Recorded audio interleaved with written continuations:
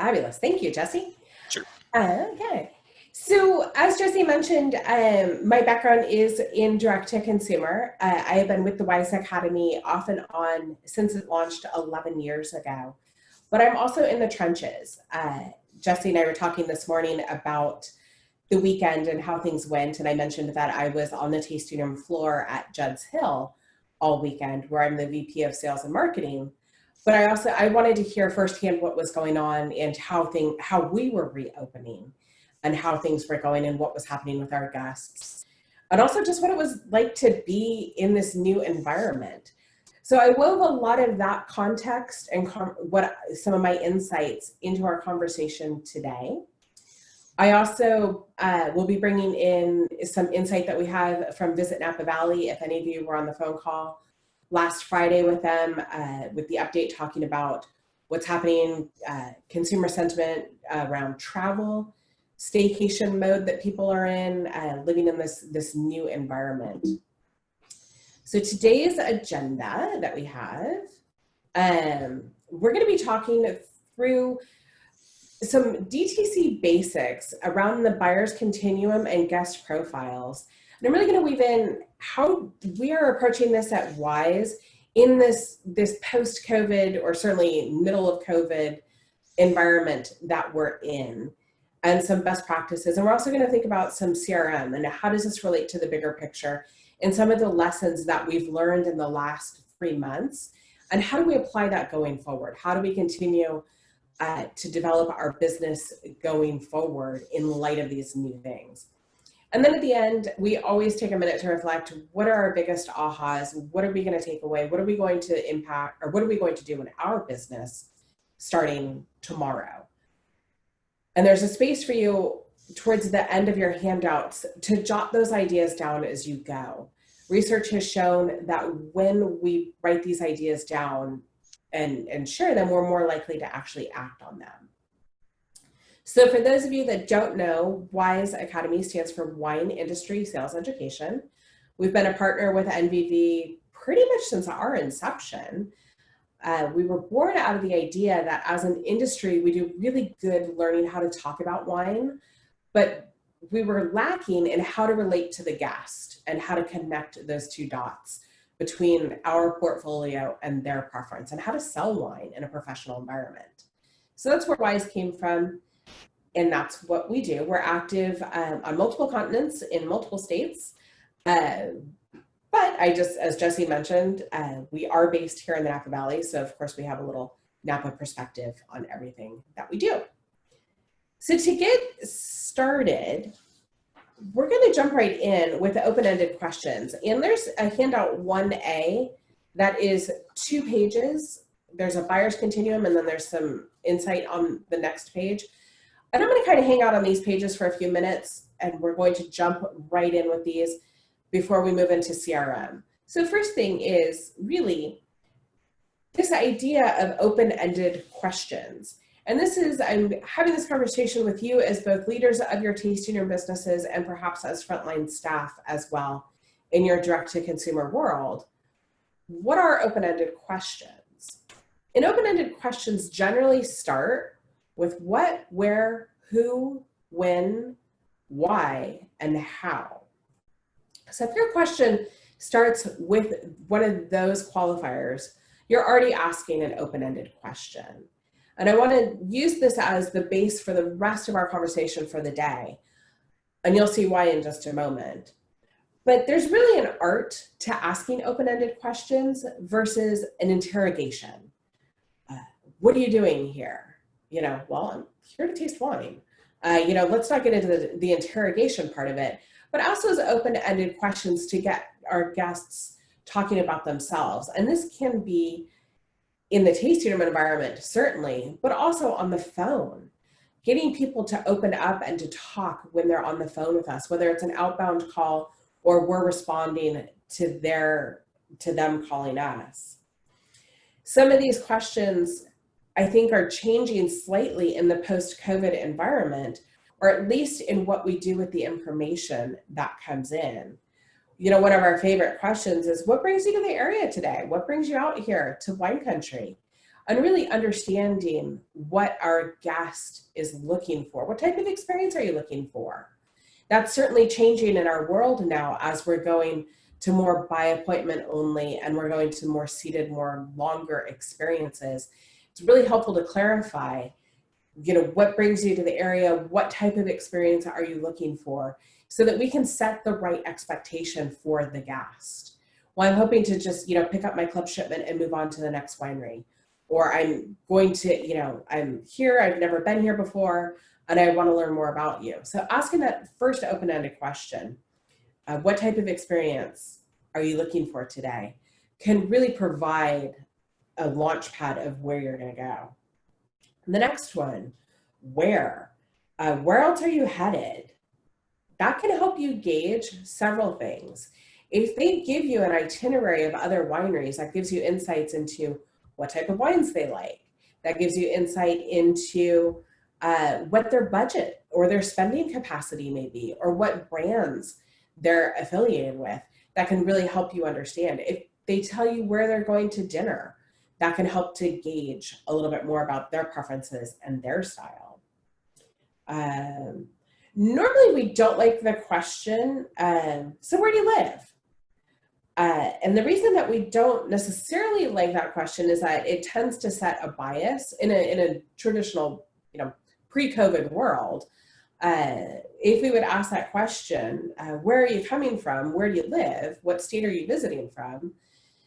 That tends to set that bias of, oh, I'm from, Utah. Ooh, okay, well, I'm going to change my delivery with you.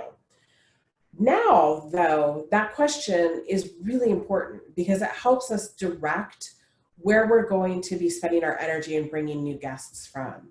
So if I say, oh, so where are you guys coming in from? And they say, we're Sacramento, or we're East Bay, or we're LA. That really helps us start to understand, or at least how I'm using that information, is to help to understand where to do some more ad buys, maybe on Facebook, or maybe where to do some more placements. And so I'm using that a little bit more than I have in the past. Whereas normally I would shy away from that question. Obviously right now, all of our guests, in fact, this weekend we didn't have one single out of stater. All of our guests were driving distance. We didn't have anyone staying at any hotels this weekend. That'll probably be changing in the next, 4 weeks or so. We know it'll be changing in the next 4 weeks or so, but we'll probably still continue to see local California traffic coming in. So anyway, we're softening on that question at Wise, just because it's helping us understand from a CRM standpoint where we need to maybe be spending some of our ad buys. When was the last time you were in the area? This is going to become more and more critical as we're asking that question and really understanding that. This is my first time to the area, or we're repeaters. We were here pre-COVID, or we were here right before, or it's been a while. And what I'm thinking we might start to see is people who haven't been to wine country for a while, or haven't been to the Napa Valley for a while, are maybe coming back to us, and really understanding that and asking that question can help us tailor the experience to the guest, can help us, again, figure out how to go fish where there are more of those types of guests coming in from. How did you hear about us? I love that question. Catalog that information. And we're going to talk about some tactical ways to do that in just a moment. We're asking all these open-ended questions. We'll talk about what to do with all this information. But how did you hear about us is going to really help us get smart about how we bring more of those types of guests into our business as we're all trying to navigate this new world. That is an absolutely critical question. So one thing I want to put in perspective for you of why these open-ended questions are so important is, let's get to the next slide here. There we go. There's the old quote, we have 2 ears and 1 mouth so that we can listen twice as much as we speak. Or 2 ears, 1 mouth, use them in that proportion. I noticed this weekend, it was incredibly difficult for our team to projecting their voice over that mask. And when we're asking open-ended questions, what I found this weekend, we've always been a fan of asking these at Wise, but especially now, it's easier for our staff to ask the question and then the guest to carry the conversation and to get them talking about themselves. And that gives our team a chance to take a break behind that mask. It gives them a chance to breathe. It gives them a chance to process. So this quote has never been more true as it is now. We ask that question and then we stand back and we listen. And this is an active listening environment. This is not, we just ask the question to fill airtime and to fill time in the tasting, but we ask that question because we're thinking about how are we going to tailor the experience? How are we going to guide the experience more so in this new environment?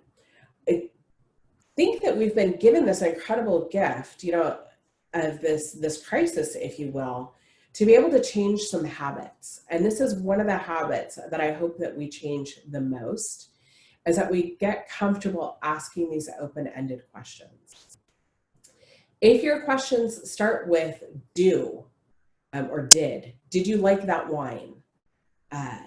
You know, do you come out wine tasting often? These can lead into negative situations that we may find hard to unravel, or these can also lead into situations where we now have to ask follow-up questions and another question and another question. If we're giving them, the guest, the out in one-word answers, it can be very difficult to keep the conversation flowing and going.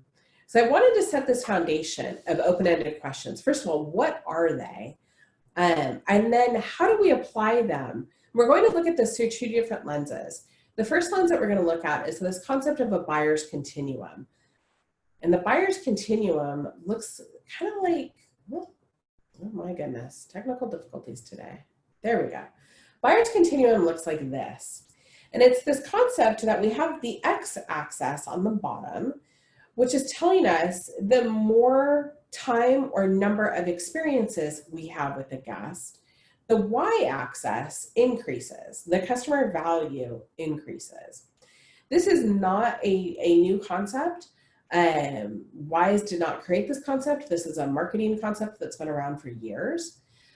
But at Wise, this is a core concept at Wise. And this is something that we've pulled out, and we're looking at it very, very differently than we ever have before. We're looking at this as we're having different prospects coming into our business, and we're having loyal fans coming back to us. And those are the ones that are rushing back to us. And the way that we engage them are very, very different. And especially now in a post-COVID environment, we're definitely going to need to embrace this idea of this buyer's continuum and really tailor the experience to the guest. We want to make sure that we're not being tone deaf when we're hearing where the guest is at on this continuum. And we don't want to launch into a one-way monologue, especially for a loyal fan or a wine club member when they've been here before. It's a waste of time and energy that we just don't have in this new environment. So the faster we can figure out where the guest falls on this buyer's continuum, the faster we can start to tailor the experience to their needs. And so we want to ask open-ended questions of where they might be. And I believe, Jesse, we have chat turned on, right? So let's go ahead. Liz, you know what? I think we actually do not have chat, unfortunately. So I would encourage people to make use of their audio video instead of that option. Totally fine. So unmute yourself. If you have a fabulous open-ended question that helps you understand where somebody might be on this continuum. And again, I'm going to walk through the continuum real quick. But the idea is that a prospect is somebody who's coming into our business, never been here before. We have a fresh opportunity with them. First-time buyer, somebody who has checked us out. Perhaps they purchased online from us, and now they're coming in to have their first tasting experience. I had that happen on Sunday. We received your emails, we responded, we bought some wine, and now we thought we would come in. So now we've got first-time buyers actually coming to our tasting rooms. Repeat buyers and wine club members, we know who they are. Not all repeat buyers are wine club members.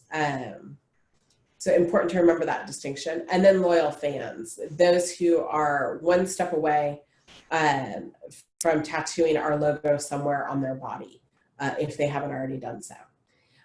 So really quick, unmute yourself. As Jesse mentioned, turn on your video. If you have an open-ended question, remember to start with who, what, when, where, why, and how. If you have an open-ended question that you love, what's your go-to? Share it with the group. We're a small enough group. We've got some time where we can share some of those. What are some of those go-to questions that you ask that help you determine where people might be? Anyone want to share?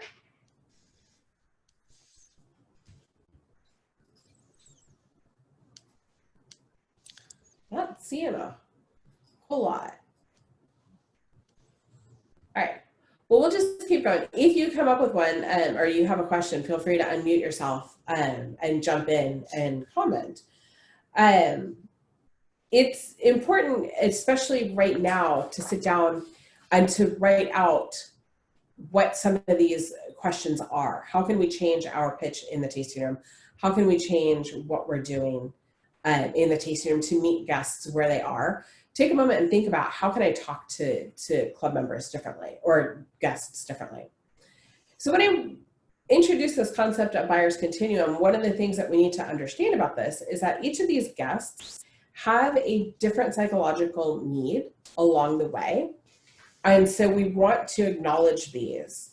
And now more than ever, people want to know that we are all in this together.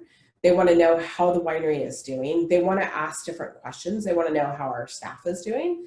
And so as we think about how we tailor the guest experience towards selling wine, we need to remember that each of these groups of people have a different psychological need. And this is on handout 1A, the second page.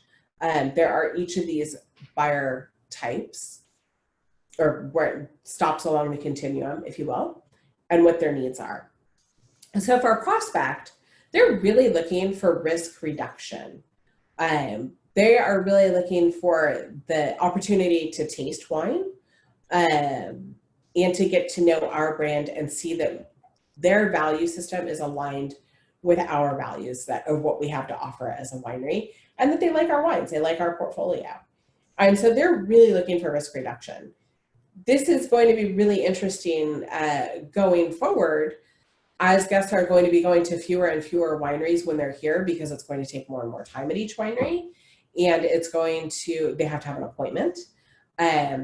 So if you use things like the use of reviews, remember, managing your online profile, your Yelp, your TripAdvisor is going to become even more important. People are going to be checking your Google reviews. People are going to be checking those out more and more. Are you engaged? Are you responsive back to what people are posting online? Think about all the ways that people come into your tasting room. A prospect, they're also looking for risk reduction in the form of wine tasting, right? That is kind of the ultimate risk reduction. Before I commit to buying wine or joining your club, I'm going to taste your wines. So when you think about risk reduction that way, do you have language that you use in your tasting experience around, hey, come on in, taste the wines. We're going to guarantee that you're going to have a great time. Do you empower your frontline tasting room staff to perhaps not charge for the experience if the wines aren't what the guests want, or swap in other wines? Are they asking open-ended questions to figure out? Remember, asking a question, did you like that wine, can lead into a really kind of negative situation very quickly. But changing that question to, what did you think about that wine? Well, it's not quite my style of Chardonnay. I like something a little crisper, or I like something less oaky. Oh, well, okay, let's try this instead. Are you able to pivot, and do you empower your tasting room staff to pivot and to find other things in the portfolio that you can pour for them? So their psychological need is all about risk reduction. Then we get into first-time buyers. And now more than ever, these folks are looking for that recognition, especially those that have purchased online or over the phone from you that are now coming into your tasting room, perhaps for the first time. They're really looking for, oh, hey, supported us. You just bought wine with us over the last couple of months. We're so happy to have you into our business. Their needs are going to be different. First-time buyers, also following up with them is critical. So whether it was online, are you doing bounce back offers? Are you doing repeat offers to those folks who purchased from you during the last 90 days, who maybe hadn't engaged with you before, and those who purchase in your tasting room? What are you doing for them when it comes to recognition? How can you meet that need? We had one winery that we were doing some work with that was doing post 30 days. They had a drip campaign set up via email.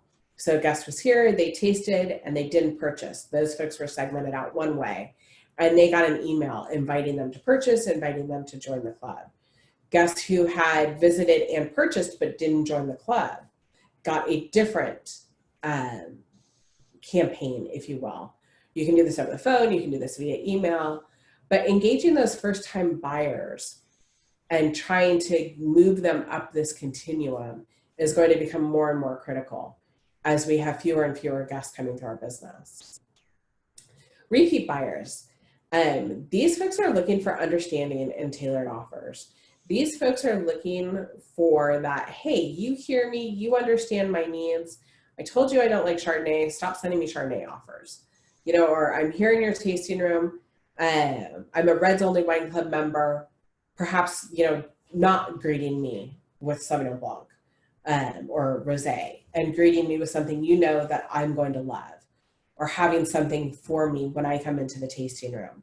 The beauty of being by appointment is that we should be doing more and more research on every single guest who's coming into our business and being able to understand what they've purchased in the past so that we can incorporate that into the tasting experience.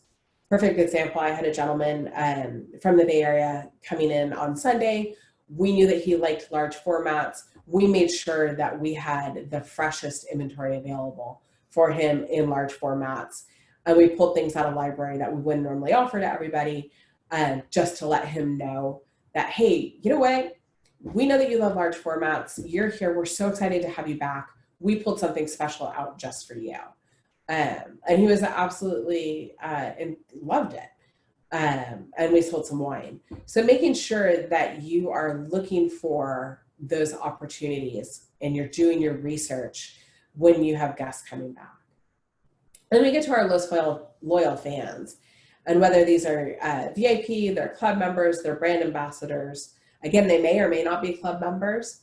This particular gentleman that was coming in, club doesn't work for him. He's an entrepreneur. He's very free-spirited. He doesn't subscribe to a box. That's not his style.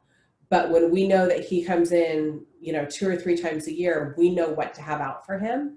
And we know how to tailor the experience from the moment we know that he's going to be there so that we can give him what he's going to enjoy.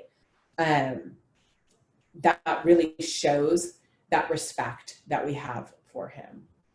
And the rewards too. So are you able to do things for these most loyal fans? That's what they're looking for.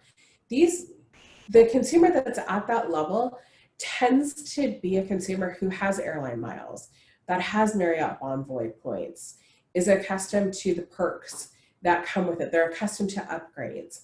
So as you're rethinking your experiences going forward, this is a perfect time to layer in, how can we quickly identify where somebody is on this buyer's continuum and what programming can we put in place now going forward that maybe we weren't able to do before. Maybe we were too busy before. Maybe we were a stand up at the bar tasting experience before. Now things have changed. Now we're having more time with the guest. What do we need to be putting in place to be thinking about these folks who are going to be coming in? How do we identify them quickly through asking open-ended questions, doing research before they come in, knowing who's coming in, setting our tasting room hosts up to knock it out of the ballpark through effective programming, through having some things that we can pull out. This is only going to become more and more important as we go. At Wise, we've been talking for a long time about the Napa Valley is getting more competitive. There's more wineries, more tasting experiences. We were, guest counts were while traffic to the valley was up, perhaps not to our tasting rooms. It had maybe plateaued a little bit, but we saw conversion rates going up. We saw average order values going up. We saw conversion to wine club going up because we've been embracing this idea of the buyer's continuum. Now it's time to take that to the next level. Now it's time to pull this back out and this mindset back out and think about what are we going to do going forward? We're in a new environment. And this is, again, a gift that we've been given to be able to make this even more and more relevant to our guests. So moving right along, this is really, the buyer's continuum is this idea of how the guest interacts with our brand. We know our brand well. We are able to communicate that story to them. We're going to tailor the experience to them, whether it's in an online environment, whether it's over the phone, or whether it is in the tasting room. But now we also want to explore, just for a moment, we want to take a step back and look at what are the types of buyers that we have. So if this is their relationship to the brand, what is their relationship to wine in general like? So this is on handout 1B. I have these different wine buyer types listed for you. And we can, think about how are we going to sell to each of these, especially in this new environment. So how are we going to sell to the ratings junkie? And I love this comic that we have here. I'll give you a second to read it.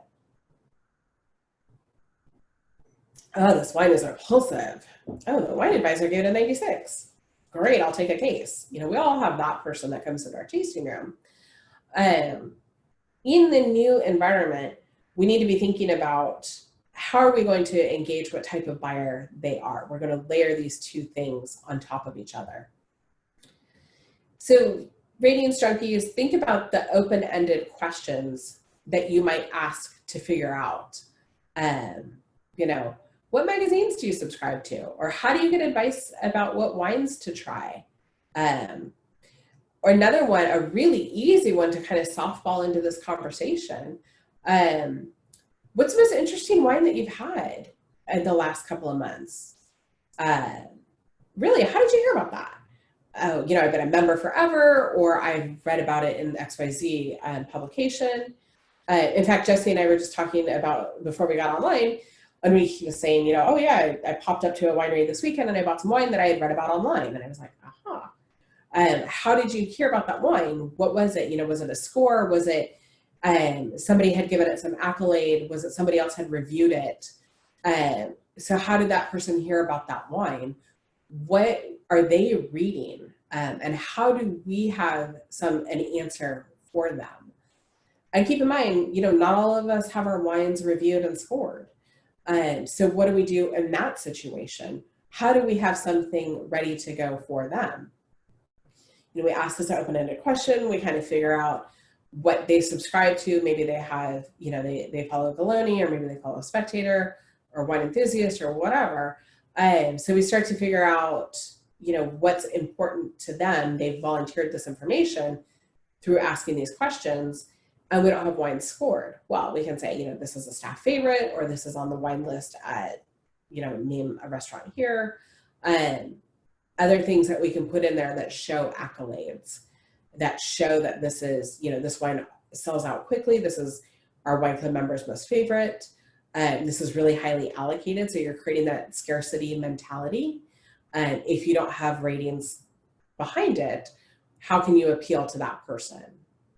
Making sure that we're giving our tasting room staff, not only once they figure out that that's what motivates them to buy, but we're giving them tools to help them.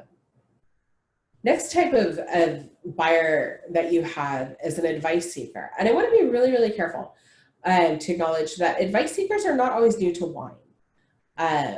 For example, I worked for a winery for years, and the owner of the winery, we would go out to lunch or dinner, every so often, and catch up. And the first time I clued into this, we'd gone to a Spanish restaurant in the city, and it was phenomenal.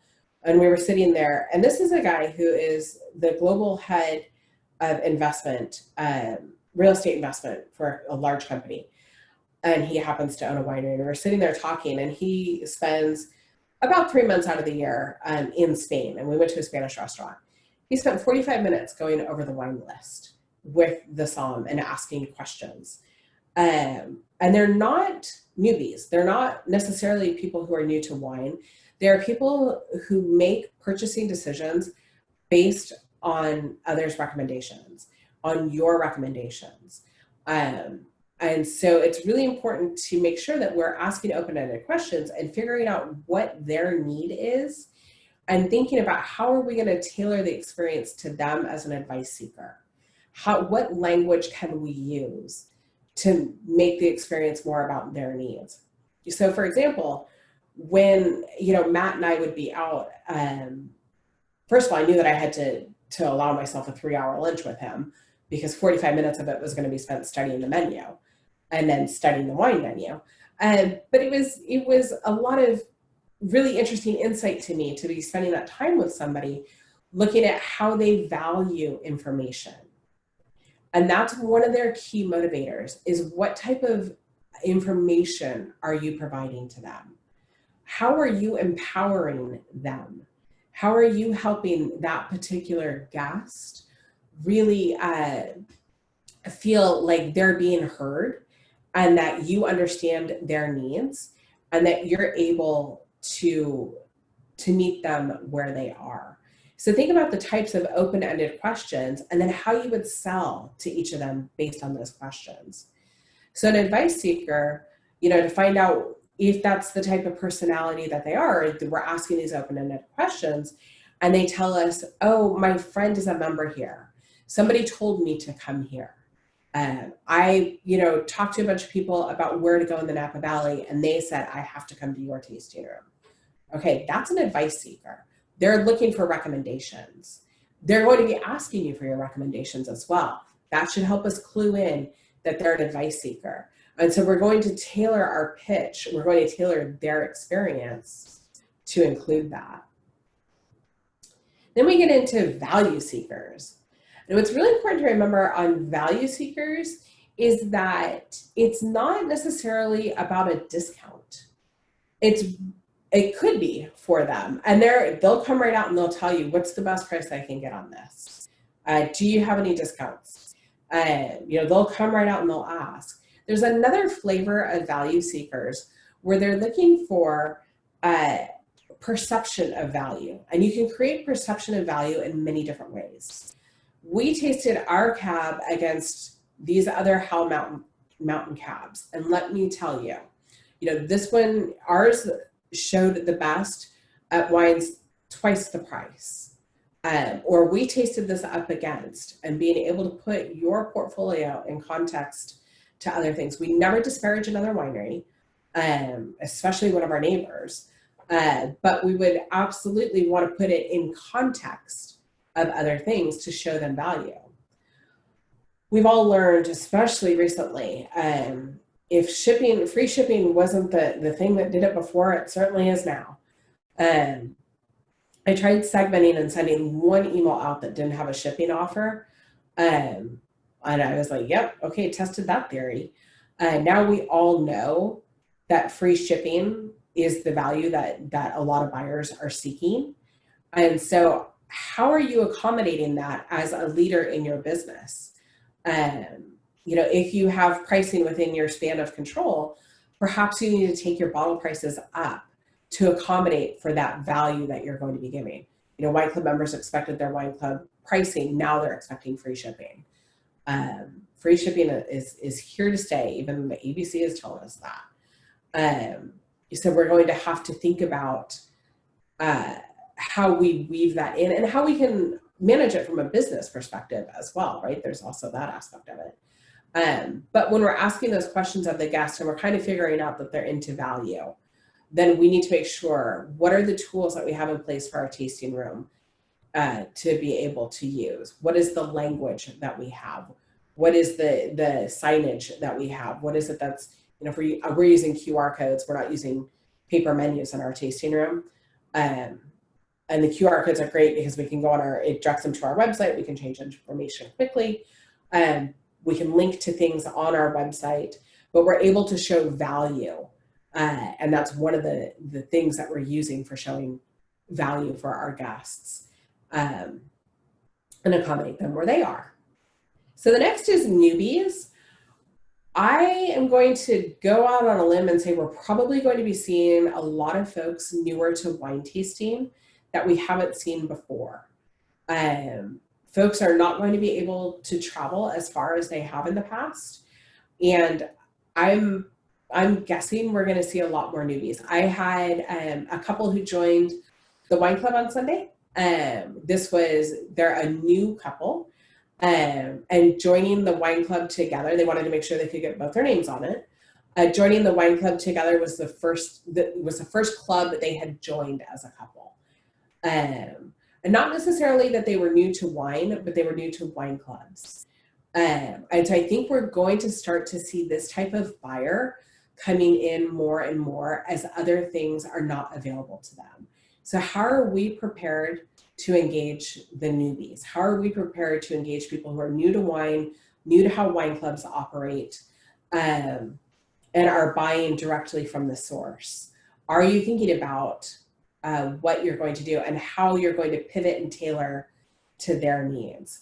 That was a huge aha for me this weekend, was seeing not only fans that have been in before, but people who hadn't been wine tasting. And this was their first trip to Napa Valley, which I think as, brand Napa Valley, we have this incredible opportunity to be telling the Napa Valley story. If you haven't, just the, I'm going to give you guys a plug. I highly recommend the Napa Valley Rocks presentation. You can pull it down off of the website. It's self-paced. You can do it on your own. You can also, I don't know if you guys are running any Napa Valley Rocks presentations, strongly encourage you to take a look at that and make sure that we're weaving the Napa Valley story in more than we may have before.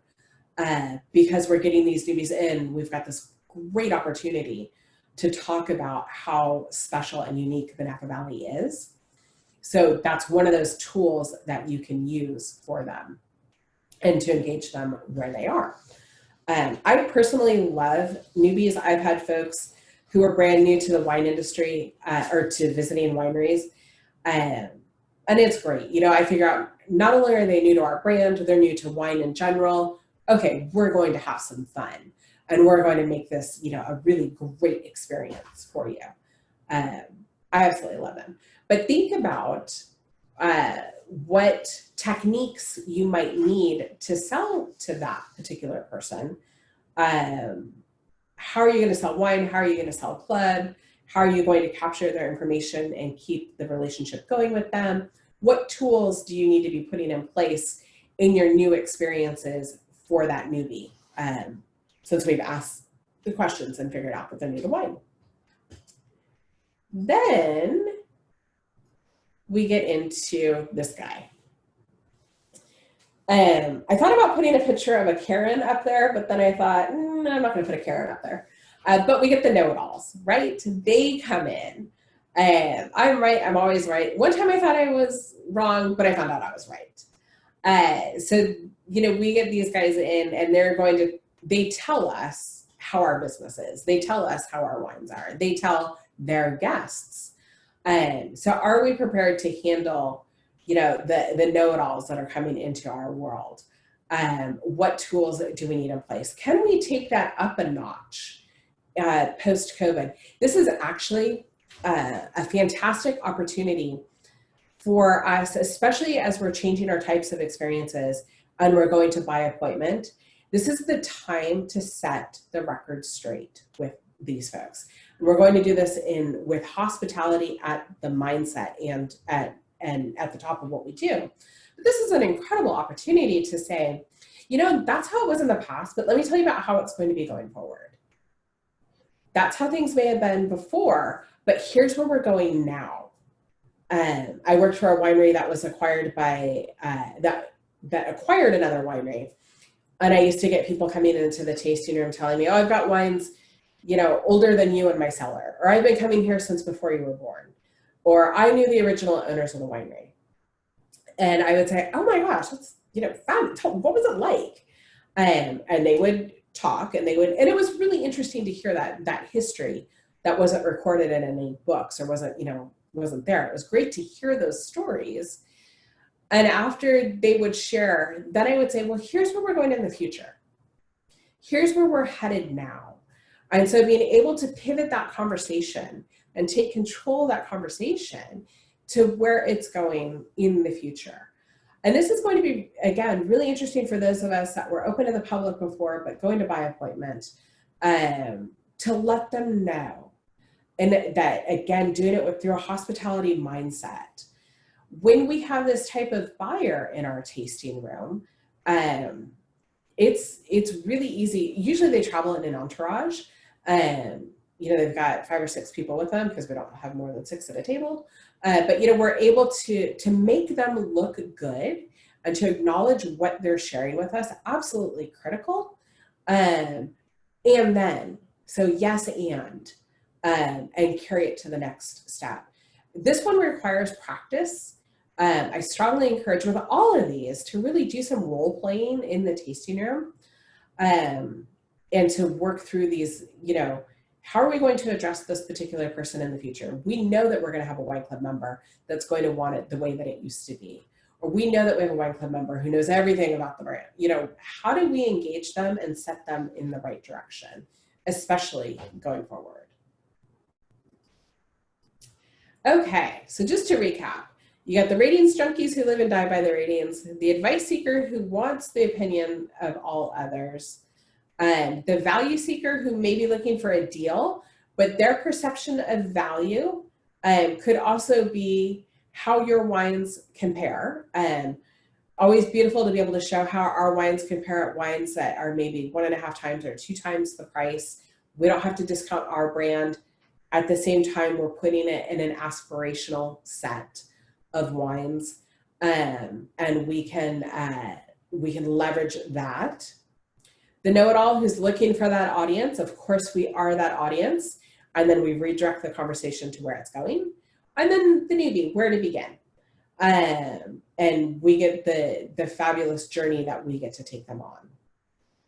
Wouldn't be wise if we didn't talk about negative profiling, especially in this day and age. And if you've ever done a WISE presentation with me, I've shown this slide many times, because we are Napa Valley, and we take negative profiling very seriously. It's really important to remember that we don't negative profile. I thought it was a great email that the MVV put out the other day about the importance of listening. And hearing the conversation of what's happening, especially as we talk about ethnicity and race. Age discrimination, again, making the decision that somebody is too young to join your wine club unless they're under 21, or they're too old so they don't buy wine. It's not our place as hosts to make those decisions for them. Let the guest make the decision. And as we know, women tend to be the most ignored, especially older women. Tend to be the most ignored in the tasting room. Yet, if we read the Nielsen data, and if we look at some of the surveys and some of the benchmarking data that's come out, women control the majority of the purchasing decisions, especially women of a certain age who have resources. Sexual orientation, of course, we never discriminate on that. Dress or attire, boy, oh boy, have I screwed that one up in the past. Just because someone is dressed down does not mean that they're not a titan of industry, or that they have disposable income. And sometimes it's kind of hard with where things are going with style to tell. So just be careful on that one. Language barriers. I don't think we're going to see this as much, because we're not going to be having travelers from other countries for quite some time. But certainly within the Bay Area and the day travelers, we absolutely have a diversity of native languages that people may speak. And so we want to make sure that we are not making, that we don't have an internal bias that's happening, the monkey chatter going on in our head, and that we are making sure that we're giving all guests the experience that they deserve. And then guests with young children. it may be in this COVID age that you do have some language around having children in your tasting room. That may have to change. But be prepared for that. And remember, Gus, with young children, there is a reason why they are drinking wine. Their children are that reason. I should also put teenagers on there. I have a teenager. Yeah. Okay.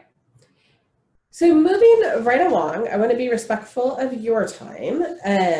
I'm now on handout 2A, and it says always be collecting. So we have just asked for a lot of information.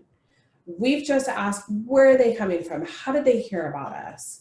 We're going to collect all this, you know, the data collection part of it. We want their name, their email address. We want, you know, all of this. Layer in their preferences as well. We want to hear what the guest is telling us and making sure that we're capturing that. And then what do we do with it? So there's some methods on handout 2A. You know, everywhere we represent, we need to be collecting this information, and we need to have a central repository for it to be going into. And there's some ways that you can be collecting information. I know there's a lot of conversation that's happening, particularly in the last 3 months, about how do we acquire new consumers when we're not having a tasting room that's open, or we're not doing offsite events, or we're not doing in-market events. How are we getting new consumer information? How are we acquiring? One of the most compelling things that we've heard and that we've seen wineries doing, and that I'm doing in my own winery, is asking, you know, at the end of a virtual tasting, would you like to do this with some friends?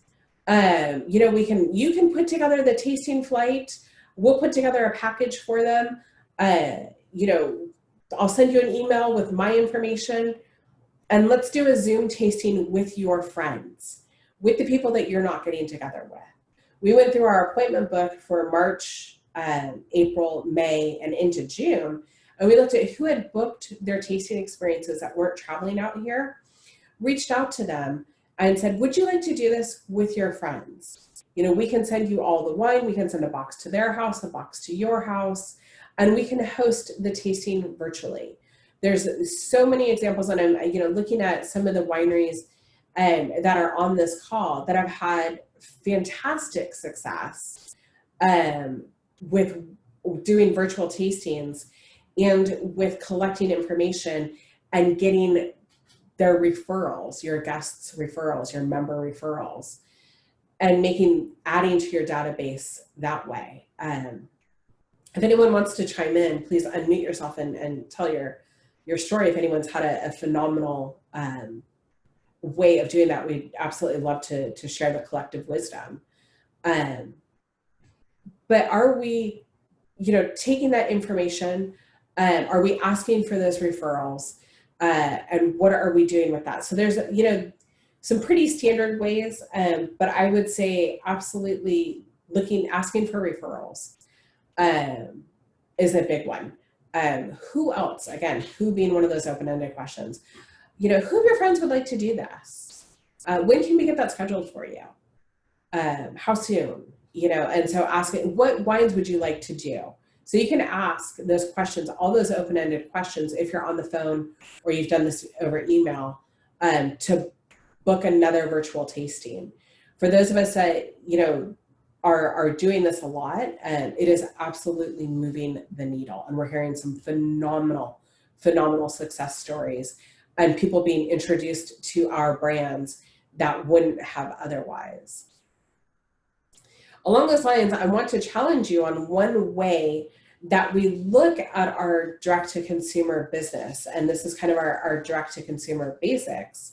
And I want to pause for a minute before I go into the next handout. Oftentimes, this is how we look at the DTC business. We look at these channels individually. We look at Tasting Room as a standalone. We look at Wine Club as a standalone. Email, even though most of the, you know, the majority of the email leads come in through the Tasting Room, we look at that differently. We look at e-com differently, direct mail, catalog, phone, event. You know, we all look at these as individual standalone silos, and we look at their own traffic, that they have, their own conversion, their own sales, and different operation expenses that they have. And more, especially now, as we're getting leaner in our direct-to-consumer businesses, we're seeing that this is shifting more to this, where it's a more integrated, holistic approach. The thing to remember is that the guest is going to choose to interact with us where they want to choose to interact with us. So we've asked these questions, we've built this rapport with these guests, we've figured out where they are on the buyer's continuum and what type of wine buyer they are. We need to be cataloging this information because it's going to be used multi-channel. So if we're hearing those conversations happening in the tasting room, how are we capturing that information so that Wine Club can use it? Or so that we can segment email, or we can segment out phone lists and use that information. We take a really deep dive into this, into our Metrics 205 class, and in some of our other DTC management classes that we do at Wise. But I wanted to put this up here to get you to be thinking about, if we're asking all these open-ended questions and we're getting all this information back, what are we doing with it? How are we making it actionable? Can we search our notes function? Are we tagging customers? Are we assigning attributes to them? Are we using preferences? And this, CRM, when we talk about CRM, is two things. First is it's a discipline, first and foremost. This could mean that you have a separate POS system, a separate wine club, a separate email marketing system that don't speak to each other, which is often the case. Or maybe you do have an integrated system. But first and foremost, CRM is a discipline. It is a way of thinking across your organization. And when I had said earlier that we've been given kind of this gift, if you will, of this crisis, this is a time to rethink going forward how we're going to build and rebuild our databases together. CRM is obviously a system, it's a tool that we can use as well, but I'm talking more about the discipline aspect of it. So how do you collect this information and turn it into actionable information? That answer is as broad as the number of wineries that we have, on this call today, or even more so. Each of us is going to do it differently. But as an organization, I think one of the things that we've learned is that now more than ever, we are omni-channel direct to consumer, and now more than ever, we need to be sharing information across channels. And this happened, perfect example this weekend, being in the tasting room, and we had all of our appointments booked, and I would go and I would look, and I was like, well, I can see purchase history, and I can see that they bought this over the phone, and I can see that they've interacted in our tasting room, but I can't see any of the nuance. I didn't see where we had sent them to dinner, what other tasting rooms they were visiting last time they were here. I couldn't see that it was, they got a new puppy, and we're bringing the puppy out for the first time in the tasting room. I couldn't see any of that nuanced conversation. And so I challenged our Judd's Hill team to really think about, how are we collecting this information and how are we going to make it actionable? It's one thing to put it in the notes, but if I can't search the notes, that's not very helpful. So how am I going to do this? And it's something that we all struggle with. Some of us on this phone call, looking at the wineries that are here, you have Salesforce, or you have really fantastic CRM systems, and good on you. And boy, oh boy, do I have database envy when it comes to that. But we're thinking about, okay, how do we put this information in and that we can get it out later? So again, when we have appointments coming in, it's researchable. We can go back and look at what they did last time they were here, or the conversations that we had last time. One of the things to consider is we've been given, again, this gift of this crisis, and we're, redoing how our tasting experience looks, and we're building in time to, when the guest comes in, we build in time to have them sign the waiver and to take their temperature. And now they have to scan a QR code, or the tasting menu is presented differently. We present the wines differently. Maybe we're doing it in a flight, 4 or 5 glasses in front of them, whereas in the past we didn't do that, or whatever the thing is that we're doing different. We're rechanging all these processes. This is the perfect time to say, okay, now that we have more time with each guest, and we're asking open-ended questions and getting them to talk more, how do we take all of these nuggets of information that are being given to us and catalog them? You know, are we jotting them down? Do we have an appointment form that the host is using? Does the host have, they sell these on Amazon, little moleskin notebooks. They're like yay big.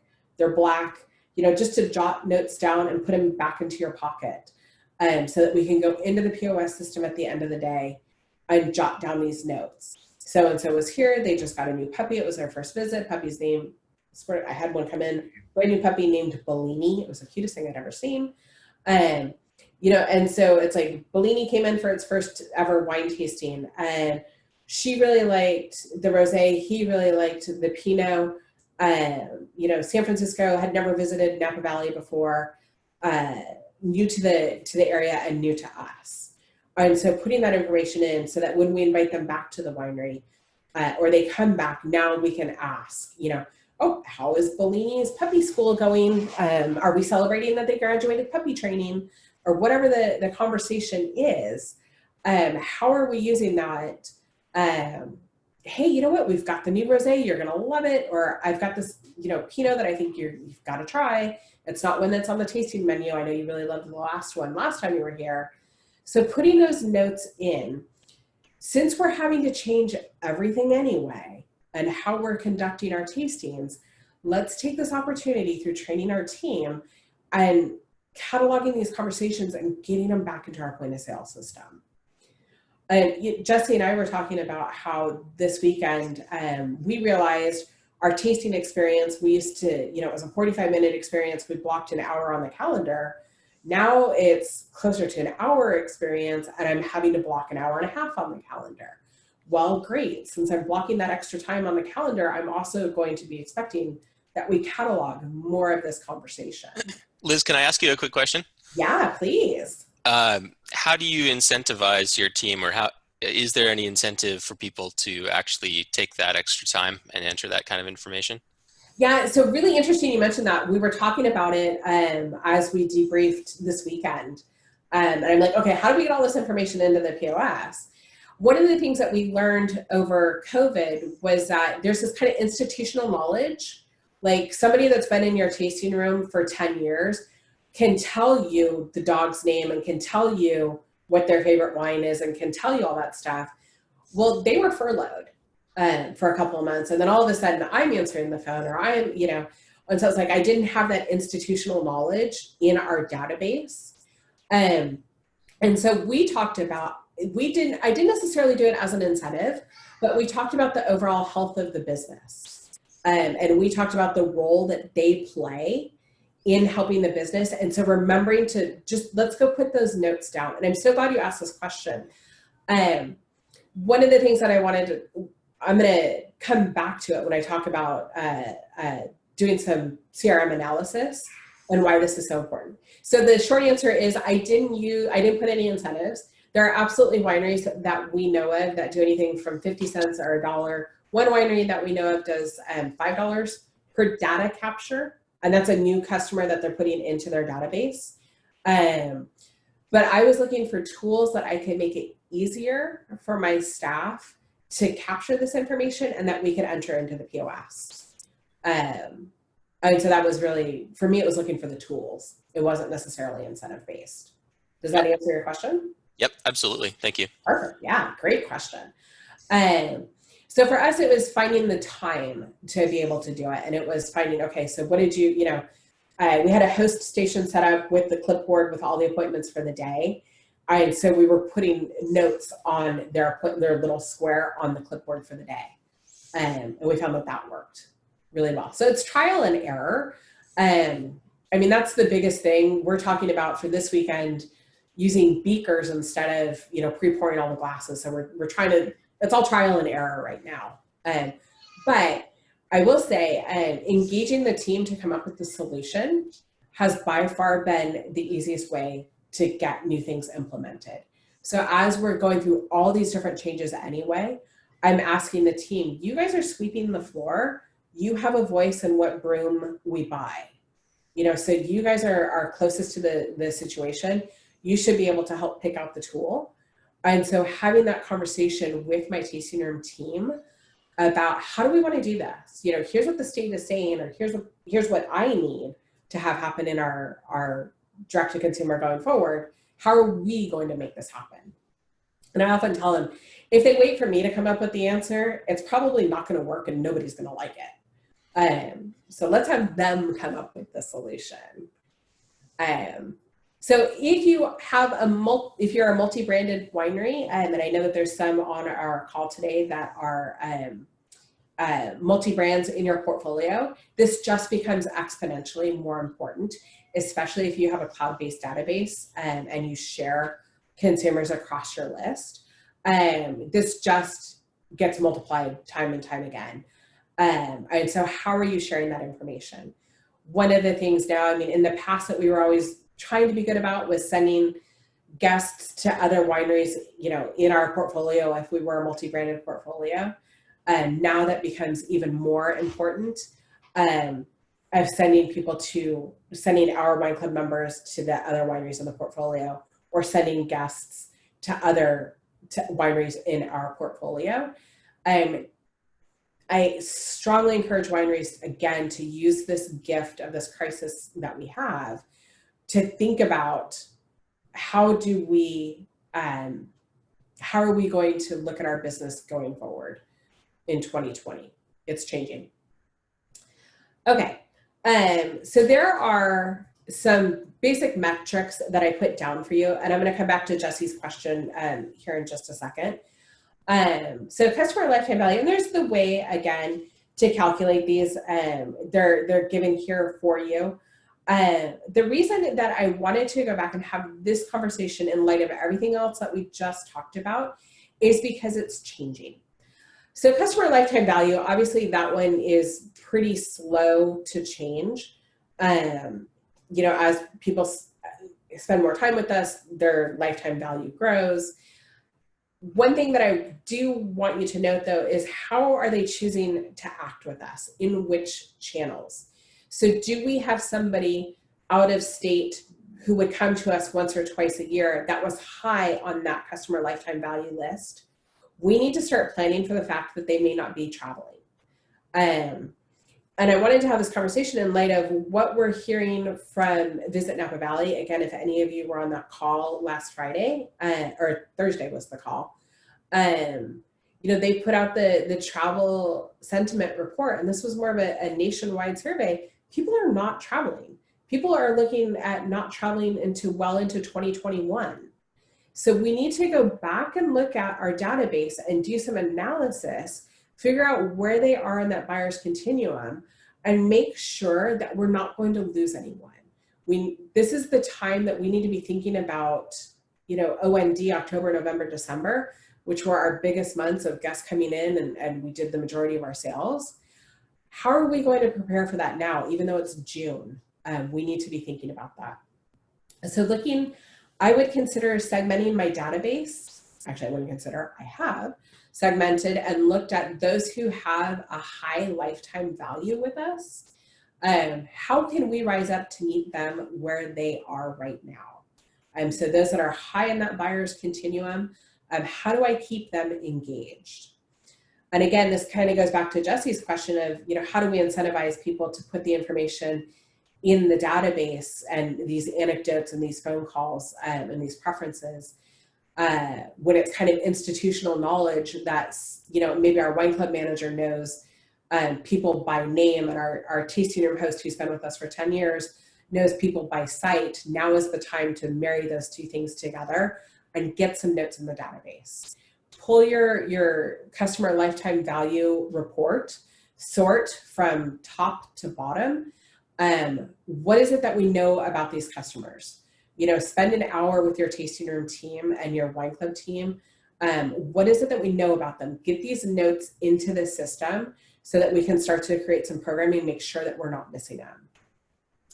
Customer acquisition costs. The reason that I put this in here and I wanted us to talk about this is because how we acquired our guests are going to be changing. You know, as we think about, we used to do in market tastings. Well, that's obviously the kibosh is put on that for a while, for a long time. Or maybe we did offsite events.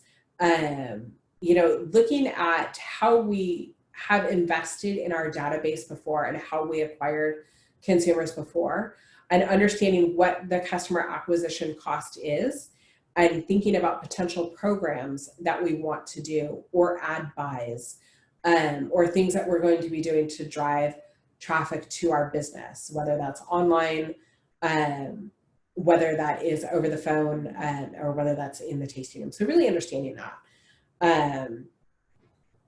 And then you've got conversion rates. So this is whether it happens online, over the phone, in the tasting room. You know, those conversion rates, what were they before? What are they now? Oh, shoot, I didn't put this one in here for you. Another one that I'm looking at is average order value. I'm spending a lot of time, my average order value, and what I've heard from people across the board and what we've seen through community benchmark is average order values went absolutely through the roof in March and April and May. People are adding on to their wine club shipments. So average order values are going really, really high. I'm also looking at per bottle selling price. And I'm backing out the cost of shipping on that as well. When I'm looking at margin per bottle that I'm selling. So looking at these, you know, conversion rates are critical. And then the last one, recency, frequency, and monetary value, RFM. So recency being, when was the last time that guest transacted with us? Whether it was online, over the phone, or now in person again. Frequency, how often do they generally engage with us? And monetary value, how much are they spending? Whether I can look at per transaction or back to customer lifetime value. These are things that I'm pulling out. I don't have a super sophisticated database. I'm on, you know, a POS that probably half of you guys are on, or a quarter of you guys are on. But what I do have is Excel.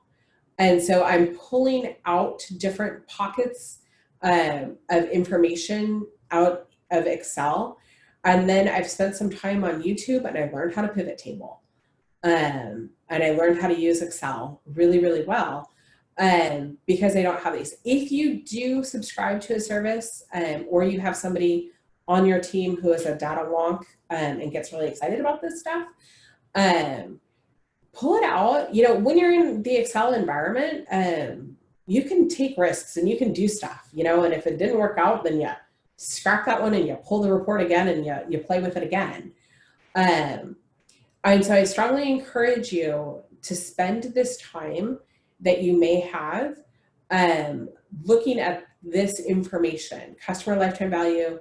How did we acquire consumers before, and what did it cost us? What was effective in conversion rates to getting them to do what we wanted to do? And then when we get into the individuals, looking at recency, frequency, and monetary value, who do we need to be reaching out to? And who are we at risk of losing? Who do we need to check in with? And you'll put different programming around each of those things. But I wanted to bring this up in the context of the buyer's continuum and in the context of wine buyer profiles, because we need to be going back and looking through our database. But we also now, as we're seeing people coming back into our businesses, need to think about what information do I need to be putting in to our database. You know, nothing breaks my heart more than seeing a large transaction, or any sale really, sold to quick sale. You know, and it's like, man, I've got no way to follow up with that person who just bought 3 bottles or 6 bottles or a case, or a mixed case. I have no way of following up with them when it was sold to quick sale, you know, or cash. But getting information in. And so that goes back to Jesse's question and kind of back to this overall concept of CRM as a discipline within our organization. I think we all saw how scary it was, and certainly our tasting room staff saw how scary the last couple of months were. And so having them now, while this is still fresh in all of our minds, think about, what do we want to do different to our database? What do we want to do how do we want to change this so that going forward, we're prepared and we can be more efficient. And then the last thing I want to leave you with, it wouldn't be a WISE session if we didn't talk about the WISE triple score. And that's on a handout for you there. The WISE triple score is really just the 3 things that we need to be asking every single guest. And remember, it was Wayne Gretzky who said, we miss 100% of the shots we don't take.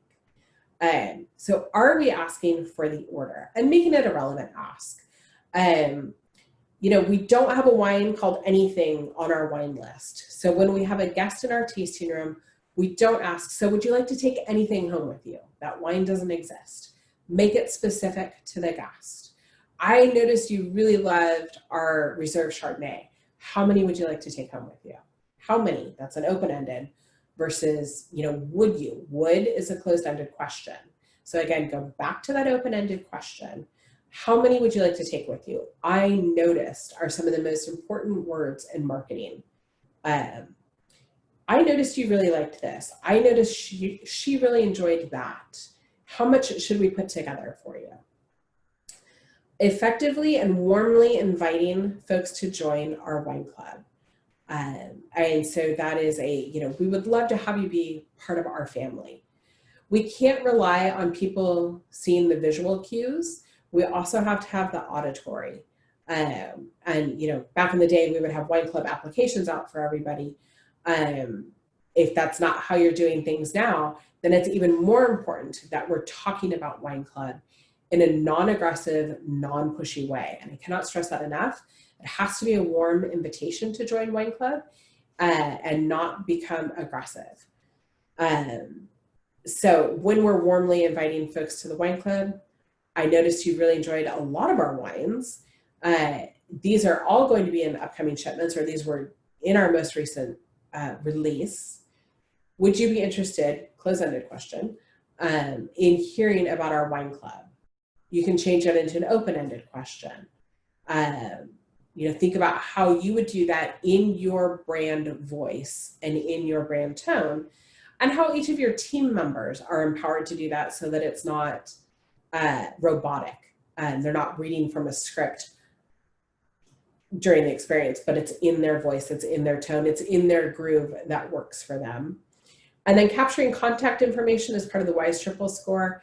Obviously, part of that contact information is very much the preferences, is very much the conversation that we've had. So not only how do we keep the relationship going with them long term and move them up that buyer's continuum, we've just spent all this time asking these open-ended questions and really getting to know somebody. We want to keep in contact with them. We're going to capture that contact data, but we also want to capture those preferences, note all of those things as well. The WISE triple score is very measurable. When we go back to some of those metrics, and we especially look at things like conversion rates, we can say, okay, who is asking of our team, how are they weaving in this triple score effectively? And you can see it. You'll see pops in average order value. You'll see conversion to purchase rates, conversion to club, conversion to data capture for individuals based on the WISE triple score. And so you'll start to, if you're measuring these things, which I'm pretty sure most of you are, breaking it down to the individual level, and throughout the day sharing this information of how we're doing in the business, how many club signups we have, where are our sales for the day. And of course you're doing this so the guest doesn't hear it, but it's really important now that we think about every single guest that's coming into our business, every single opportunity. If you're reformatting your experiences to be tableside service instead of bar service, or you're reallocating one host to one group to limit exposure, then how do we change the triple score? How do we change how we're asking for the order? Some wineries that we're working with have gone through, they have a cashier at the end that the guest checks out with. And they're thinking through, okay, how do we change the flow? How do we change the guest journey map so that we're now incorporating the WISE triple score throughout the experience, and we're selling wine throughout the experience? we're selling clubs table side and completing the transaction table side. What pieces of equipment do we need to have in place? You know, equipment being time, being POS, being handhelds and iPads and touchless. Are we losing sight of the business part of what we're doing and focus just on the operational side? So making sure that we're incorporating this as well. So wise tradition is that at the end of every session, we always take a moment to jot down what we're thinking about differently that we weren't thinking about when we first joined. And so Jesse, I know you said we don't have chat going, but if folks want to take a moment and jot down, what are you thinking about differently that you weren't thinking about an hour and a half ago? What are you thinking about differently of what you're going to do in your business? And I would like everyone to be able to share what they're doing or what they're thinking about differently and engage in some conversation. We have just a few minutes. I'd like to open up the floor to questions as well. Anything that we've covered or I didn't address that you've got a question on. So take a moment, jot down what you're thinking about differently. And then also, if you've got questions, we're here. Thanks, Liz. I think that's great. I think that'll help people, you know, as we rush to the next thing, you know, this will solidify for people some key concepts that they can really actually incorporate and make use of. I had one just brief question for you on, I love the idea of the incorporation of people's friends into the virtual tastings. Did you get much pushback from that, or were people pretty amenable to doing that? No, people were so excited.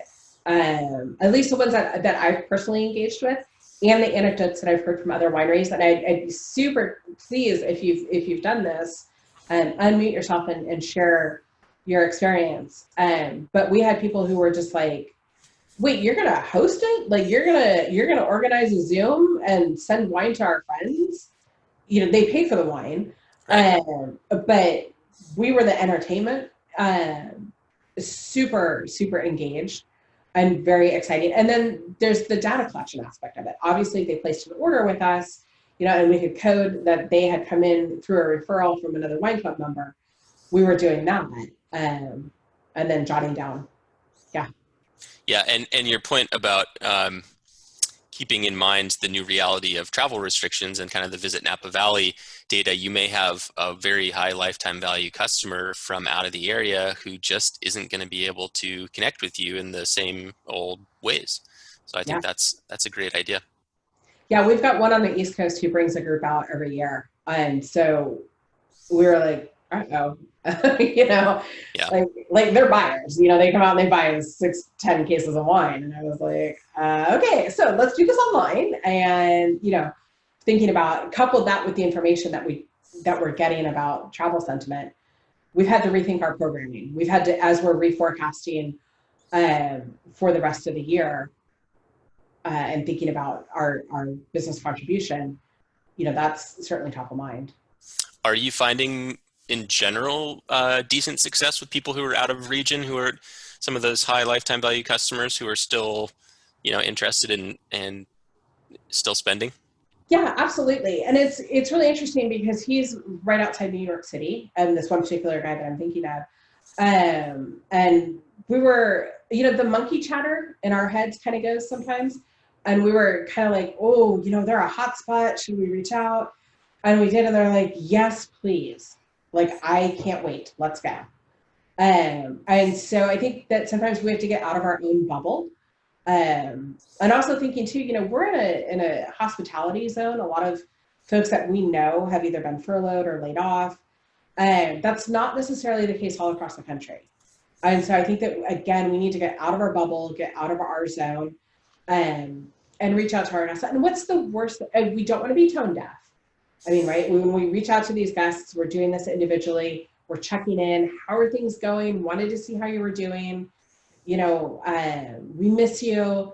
And we start the conversation off. And if the conversation is going in the right direction, hey, you know what we'd love to do for you? So not being tone deaf. We absolutely want to check in first. And it's a best practice across the board. Anytime you pick up the phone and call someone, and then carry the conversation further. Yep. But yeah, they're people are looking for entertainment. They're getting bored of their own backyards. Yep. Yeah. Well, and along the lines that the same concept of customer segmentation, we are hosting another webinar, for lack of a better term. I think it's envisioned more as a roundtable of a conversation, but I believe it's next week. It's on the 24th. We do have a new partner that is sort of integrating with, I think it's Wine Direct and Commerce 7 to help generate some customized reports and drill down on some of that data pretty easily. So that should be an interesting conversation. Exciting. Yeah. Yeah. Wait, how cool that you offer all these tools. I love it. Yeah. Well, thank you so much for your time and effort and energy. Your positivity carries through even remotely, and the content was great. I think the chat function will be something that I'll go back and take a look at as soon as this is done. I think we had to disable it for a previous conversation, and so that setting carried through, unfortunately. And I think most of the participants were just happy to be on the receiving end and hearing some of this good content. But we thank you very much, and we look forward to working with you many times as we go through this crazy post-COVID reopening phase. Yeah, absolutely. And my email address was in the handout. If anyone has any questions, you can always drop me a line at liz@wineindustrysalesEducation.com, and I'm happy to take a phone call or to hear you out. And I love that you're doing roundtables and the collective wisdom of our vintners and what they're experiencing and the innovation that they're coming up with. It's just awe-inspiring. And the conversations that I've had around the Valley and the conversation or the things that I've seen our vintners doing is just incredible. So kudos to all of our vintners as well. Absolutely, and we encourage everyone to share peer-to-peer so that we're not all reinventing the wheel in this new era. Exactly. All right. Cheers. All right. Well, Liz, thank you very much. I think we'll go ahead and sign off, and thank you to the participants, and we'll see you on down the line. You got it. Take care.